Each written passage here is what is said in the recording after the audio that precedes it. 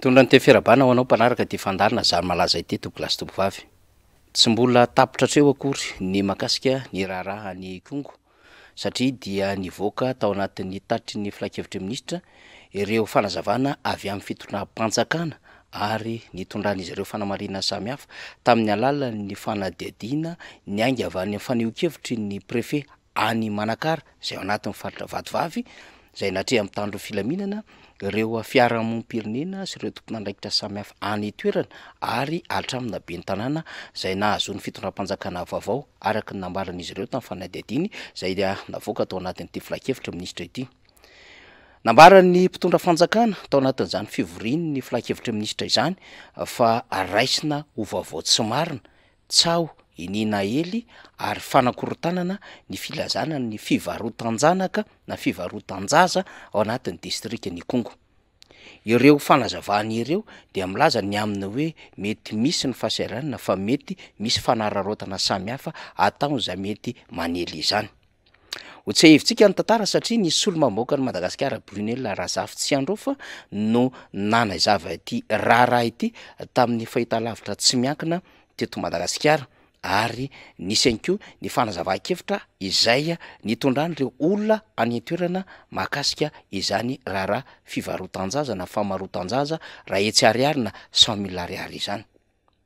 Fantaniana apetraka dia ny hoe raisina ho mpanelitsao plaza vaovao tsy marina ve zany ny solo-mamoaka ny Madagasikara voafidy tao amin'ny distrika ny Kongo ary filoha lefitry ny antenimera-pirenena. Mba ahafahana mandeha lalindalina kokoa anatin'ny fandaliana izay ataontsika ary efa nitondrana lafim-panazavana samihafa ho an'ny omaly dia verenantsika alefa eto indray ny fanazava-kevitra ny ety mibe ny tanàna andefapony izay nivoaka tamin'ny fahitalavitra tsy miankina ny tady-baovao ary nalaintsika ho ampiasainy izany sary izany ahafahantsika mitondra ny fandalinana amin'izao alina izao. Tena marina misy zava-misy zay satria ny antony tena be dia be zany ao anatin'ilay fahasahiranana dia na ny hoanina za tsisy misy ny sasany ara andeha karama izy vady verina avy any ilay zaza maty eo an-trano dia manoloana an'izay ilay hoe mivarotra zaza indray izay ny hevitra andry zareo zany dia zao hoe aleo zany hoe mba mamidy ilay sasany dia amin'izay mba miadana any amin'ilay mpanan-karena mpanam-bola toy izay ho maty miaraka aminy ao an-trano. Manamarina zany ny fisiny izay fivarotan-janaka izay noho ny fahasahiranana misy ao anatin'ny distrika sy ny commune misy azy any Kongo ity be ny tanàna ity. Ankoatran'ny hoe be ny tanàna moa zany sarotra ny teniny aminy hoe nde hitantara lainga ve na mety misy anton-javatra hafa ve izay hilazany be ny tanàna itony vaovao tony. Fa eto aloha zany dia na eny feontsika fa be ny tanàna iny maneho hevitra iny. Fa amafisy ny solo-mamoaka Brunel Razafy Tsiandrofa ihany zava-misy any Kongo izay ohatry ny mandiso ny ambarany ny tatitry ny filakevitry minisitra. Izy izay manizingizina mitondra fanazavana antsipiriany fitsinjarana amin'ny lafiny tokony ho fantatra mihitsy ny fivarotan-janaka ao amin'ny distrika izay nahavoafidy azy. Mitantara commune izy, mitantara ny trangan'ny fampivarotana izy, mitantara vola samihafa ao anatin'izany fampivarotana izany izy ary mitantara ihany koa ny tranga izay niantra taminy sy izy mivady mazava ho azy. Inoantsika indray zany fanazavan'ny député Brunel izany. Za tsy afaky ny andainga fa nanambara hoe zavatra nisy io ny antony tsy namoahako azy hatramin'izay dia tsotra tongo bakivaky la izy sady maharary ny mahamenatra fa na ny vady andefo mandroko ary dia efa nivarotan'ny olona zaza indroa mentona tao io Kongo tamin'ny volana novambra sy tamin'ny volana desambra. Rehefa tonga tao amin'ny vadiko ireo mpivarotra ny zanandreo dia nanatsony ny vadiko polisy ary nentina tany amin'ny birao amin'ny polisy ary ireo mpivarotranaka indroa mentona ireo marina fa olona roa samihafa. 28 décembre 2022 teo amin'ny commune rurale ny Kianjavato distrika ny Mananjary dia nisy zaza anankiroa namidy, ny anankiray zaza 4 taona namidy raha etsy ariary, ny anankiray zaza 4 volana namidy 5,000 ariary nividin'ny olona avy any Mananjary ary nanaovana taratasy tao amin'ny commune ny Kianjavato. Ary amintsika miteny zao amin'ny tragno be ny Votsivala dia mbola misy zaza ateron'olona satria tsy vita le ray aman-dreny de abandonen'le ray aman-dreny ao amin'nyreny be ao Votsovala miandry mpandray na isy vidy na isy hitaiza ka miala tsiny a fa matoa zay tsy namoaka an'izany hatramin'izay a de izy zay hoe sady marary mahamenatra ny anahy de tsotra ny vahaolana ny tokony tadiavina fa tsy fitadiavana hoe iza ny manao inona iza ny manao inona matoa mitranga ny zavatra ohatran'izany a tsy mahomby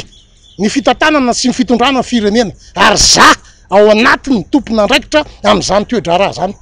tsy kolotsaina le izy ary zavatra tsy mbola nisy ary zay ny mahamenatra le ray aman-dreny tany zay tsy nyresahanay n'io zavatra io a na de efa tena sesisesy be io tranga io na reny zavatra nitranga tany mikasika ny zaza varira reny tany osy voafarany teo le ray aman-dreny le zaza varira tratra tany osy ange migadra ny osy satria voapirofo tao anatin'ny ankety hoe izy mivady mihitsy no mivarotra le zaza mahamenatra le izy ary zay tsy nyresahana azy la izy de tsotra le izy de tsotra menatra fotsiny ny tompona andraikitra sasany de miaro tena sy mitady zavatra hiafenana fotsiny fa le zavatra misy ary zavatra marina raha iny ary zany mianotsika dia sarotra ity raharaha ity raha amin'ny fepetra ny raisy ny fitondram-panjakany ery ambany am'le tatitry ny filakevitry minisitra ny amin'ny hoe handraisana fepetra ny fizarana vaovao tsy marina miainga avany amin'ny solombavamboaka ny zarany vaovao raha ity raharaha tany Kongo ity ka fepetra takin'inona ary raha ohatra ka tsy marina ny ambarany solombavamboaka Brunel raha zavitsy andreo fa no mety ho raisina aminy fa ny sorana azy ao anatin'ny andraiky mahasolombavamboaka azy ve satria ny andraiky mahasolombavamboaka azy no tanterany zava-misy tao Kongo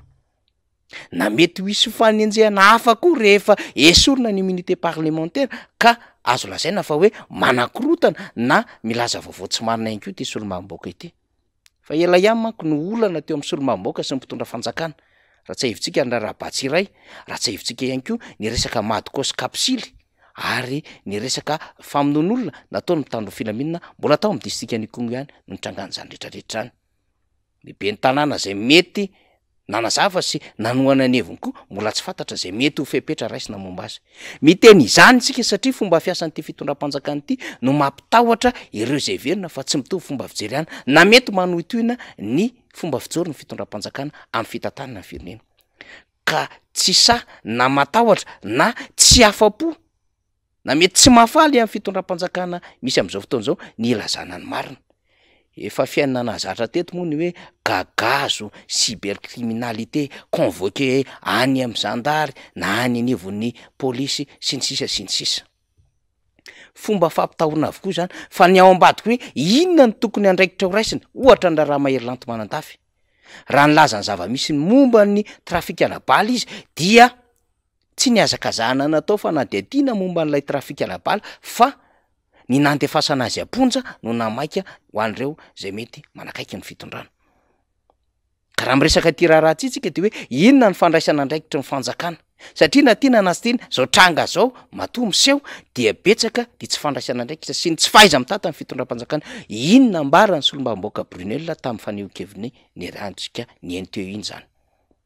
fa tsy izy ireo ihany na mibe ny tanàna na ny solombavamboaka no mitantarany zava-misy fa misy ihany koa pasteur miasa any amin'izany distrikany Kongo izany tena nivon'ireo tambajotra sosialy rehefa ny resaka momba ity dia nitantara izany tao anatina commentaire ny soratany arak'izao ahitantsika azy izao milaza ny fisiny zany ary efa nisy olona ihany koa nanantona azy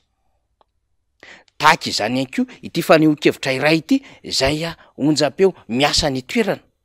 mitantarany amin'ny hoe tsy honohono ary tsy zavatra ninina ny foronina ny resaka fivarotan-janaka fa tena misy izany saingy mety afempeny reo tompona andraikitra any toerana ho izy ny firesahana izany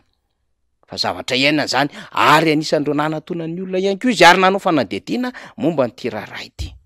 mipototra tsy kelikely arak'izany ny zava-marina momba izao raharaha izao nde atao hoe mety manana fahamarina ny fitondram-panjakana ohatra am'ireo olona zay nampanaovy ny fanadihadiana fa tokony hoenona ary tokony hotrandra ny fitondram-panjakana ihany koa ny fanehoan-kevitra zay nataony reto olona ny resahantsika reto ny solombavamboaka voafito amin'ny distrikany Kongo aza moa nanondro mihitsy ny polisy pirenena ao amin'izany distriky zany ho malala satria efa nilaza izany tamin'ny polisy pirenena izy mivady tany amin'ny volana novambra sy desambra tamin'ny fotoana zay nandrenesan'izy ireo izany vaovao zany ary nanatona ny mpivarotra ankizy tamin'izy mivady. Azo hanaovana fanadihadiana ihany koa ny any amin'ny commune samihafa sy ireo mety ho voakasika ary nindrandrindra tonga hatrany iosy am'izay nyteneny député Brunel teo ny amin'ny hoe ny ray aman-dren'ilay zazavarera ihany no mikasa hivarotra ny zanany. Azo hanaovana fanadihadiana avokoa zany rehetrarehetra izany mba tsy ahatonga ny fitondram-panjakana hitompoteny fatratra ho amin'ny anazy ihany marina na mety ho anakonana marina dia voatery tsy maintsy miditra anina communication zay iverina fa mampitahotra tahaka ireny amin'ny hoe andraisana fepetra ny tsangan-javatra fa inona moa fepetra raisin'ny fitondram-panjakana rehefa noana kere sahirana ny voaka tany amin'izany distrikta Nikongo izany. Fa inona moa ny fepetra raisin'ny fanjakana rehefa nisy ny fizarana mady koa sy menaka tamin'ny kapisily. Zay nolazaina fa tsy marina zany vaovao zany ary fananina natao ny fanelezana tsao. Zany foana ny fiainany eto Madagasikara zay milaza marina dia ampangaina ho mpanelitsao na manakorotana dia ampiororona amin'ny hoe hampiasa ny lalàna ary ny hoe misy ny fepetra araky ny lalàna ho an'izay milaza vaovao tsy marina. Ahoana ary no ahafantarana ny fitondram-panjakana ny vaovao marina raha ohatra ka tsy savakina araky ny tokony izy reny zava-misy miparitaka sy iaina ny vahoaka any ambanivohitra zay ao anatin'ny fahantrana lalina ireny. Raha ohatra ka tsisy mamoaka tahaka izao, raha vaovao diso maka 19 foana